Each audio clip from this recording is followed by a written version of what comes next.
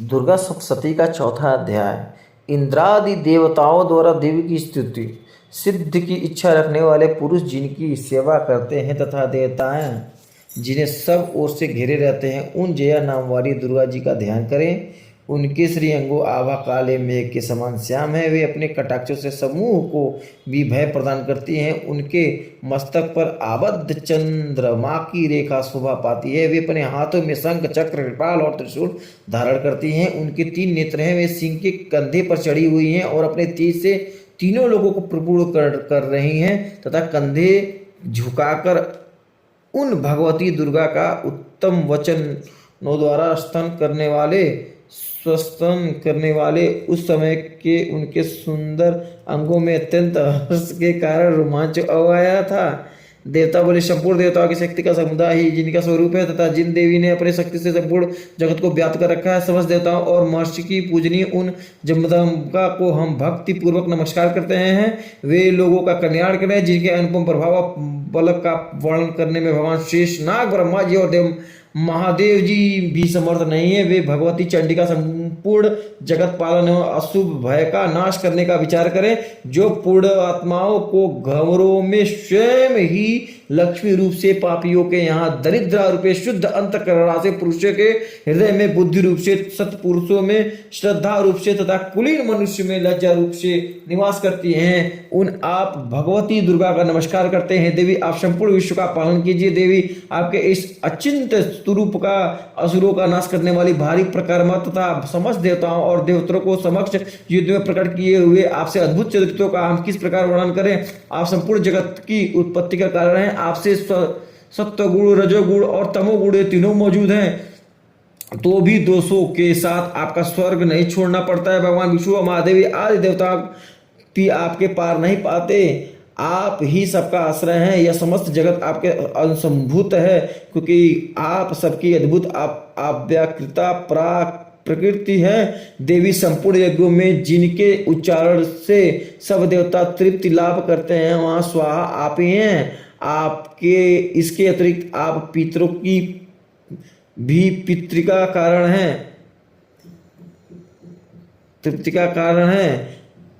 अतएव सब लोग आपको स्वधा भी कहते हैं। देवी, जो मोक्ष की प्राप्ति साधन है, अचिंत्य महाव्रत स्वरूपा है, समस्त दोषों में से रहित जितेंद्रिय तत्वों को ही सार वस्तु मानने वाले तथा मोक्ष की अभिलाषा रखने वाले मुनिजन जिनका अभ्यास करते हैं, वह भगवती परा विद्या आप ही हैं। आप शब्द स्वरूप हैं, अत्यंत निर्मल। ऋग्वेद, यजुर्वेद और उद्गीत के मनोहर पदों के पाठ से युक्त समावेद का भी आधार होती है। आप देवी त्रयी, तीनों वेद और भगवती 6 वेद युक्त हैं। इस विश्व की उत्पत्ति एवं पालन के लिए आप ही वार्ता के स्वरूप हैं, प्रकट हुई हैं। आप संपूर्ण जगत की घोर पीड़ा का नाश करने वाली देवी, जिसे समस्त शास्त्रों का सारा ज्ञान होता है, वह मेघा शक्ति आप ही हैं। दुर्गम भाव से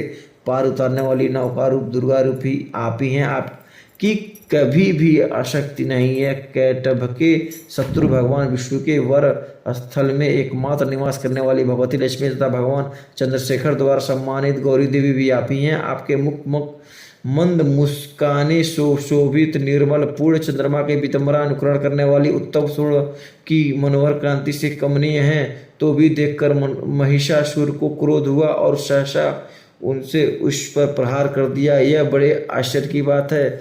देवी, वही मुख जब क्रोध से युक्त होने पर उदय काल के चंद्रमा की भांति लाल और तनी हुई भावों के कारण विकराल हो उठा। उसको देखकर महिषासुर प्राण तुरंत निकल गए।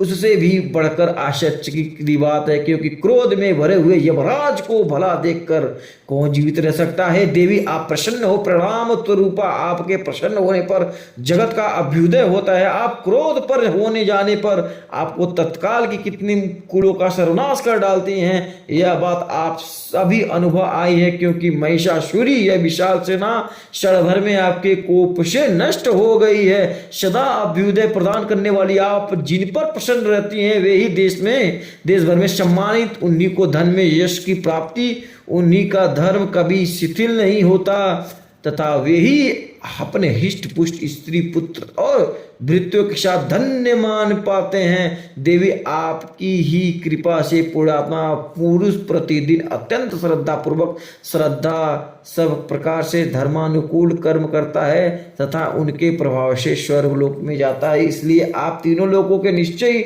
मनोवांछित फल देने वाली माँ दुर्गे आप स्मरण करने पर सब प्राणियों में भय हर लेती हैं और स्वस्थ पुरुषों चिंतन करने पर उन्हें परम कल्याणकारी बुद्धि प्रदान करती हैं। दुख दरिद्रता और भय हरने वाली देवी आपके सिवा और दूसरी कौन है जिनका चित्त सबका उपकार करने के लिए सदा ही दयाद्र रहता हो।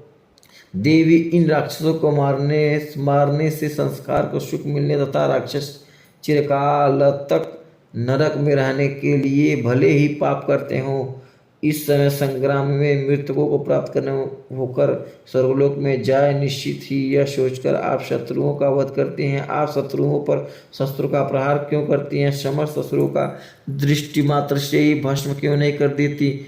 इसमें एक रहस्य है। ये शत्रु भी हमारे शस्त्रों पवित्र होकर उनसे लोकों में जाए, इस प्रकार उनसे प्रति भी आपका विचार अत्यंत उत्तम रहता है। खड़के तेज पूजन की भयंकर दीप्तिके से तथा उन आपके त्रिशूल के आग्रह भाग की घनीभूत प्रभास से चौधियाकर जो असुरों की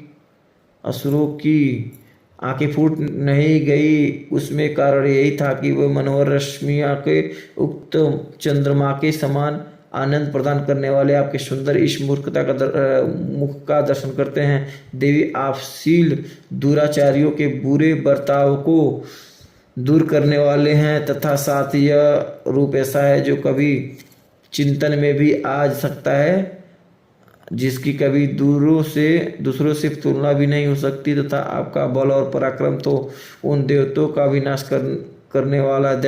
करने वाला है जो कभी देवताओं को प्रकर्मों को नष्ट कर चुके थे। इस प्रकार अपने शत्रु पर अपनी दया ही प्रकट करती हैं। वरदायिनी देवी आपके इस पराक्रम में किसके साथ तुलना हो सकती है तथा शत्रुओं को भय देने वाले एवं अत्यंत मनोहर ऐसा कुछ भी आपके सिवा और कहाँ? हृदय में कुछ और युद्ध में निष्ठुरता, ये दोनों बात तीनों लोकों में के भीतर केवल आपसे ही देखी गई है। माता आपने शत्रुओं का नाश करके इस समस्त त्रिलोक की रक्षा की है। उन शत्रुओं को भी युद्ध भूमि में मारकर स्वर्गलोक पहुंचाया तथा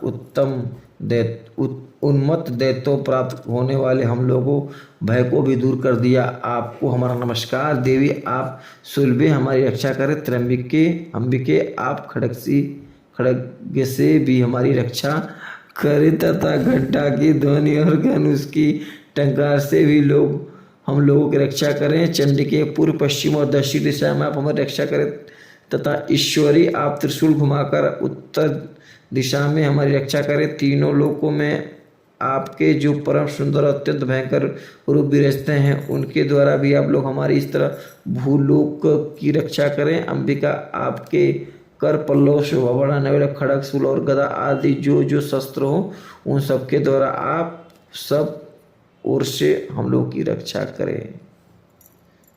जय हो जय हो। देवी बोली, देवताओं तुम सब लोग मुझे जिस वस्तु की अभिलाषा रखते हो उसे मांगो। देवता बोले, भगवती हमारी यह सब इच्छा पूर्ण कर दी, अब कुछ भी बाकी नहीं है, क्योंकि हमारा यह शत्रु ही महिषासुर मारा गया। मैश्री इतने पर भी यदि आप हमें और वर देना चाहती हैं तो हम जब जब आपका स्मरण करें तब तब आप दर्शन देकर हम लोग को महान संकट दूर कर दिया करें तथा प्रसन्न मुखी अंबिका जो मनुष्य इस स्तोत्र द्वारा आपकी स्तुति करे उसे वृत्त समृद्ध और वैभव देने का ही उसकी धन और स्त्री आदि संपत्तियों को भी बढ़ाने के लिए आप सदा हम पर प्रसन्न रहें। जय माता दी। ऋषि कहते हैं, राजन देवताओं जब अपने तथा जगत के कल्याण के लिए भद्रकाली को इस प्रकार प्रसन्न किया, तब वे तथास्तु कहकर वहीं ध्यान हो गई। भूचाल इस प्रकार पूर्व काल में तीनों लोगों का हित चाहने वाली देवी इस प्रकार देवताओं के शरीर में प्रकट हुई थी। वह सब कहा मैंने जब कथा मैंने कह सुनाई। अब पुनः देवताओं का उपकार करने वाली हे देवी, दुष्ट दैत्यों तथा शुंभ निशुंभ का वध करने एवं सब लोगों की रक्षा करने के लिए गौरी देवी के शरीर से जिस प्रकार प्रकट हुई थी, वह सब प्रसंग मेरे मुँह से सुनो। मैं उसका तुम्हें यथावत वर्णन करता हूँ। जय माता दी।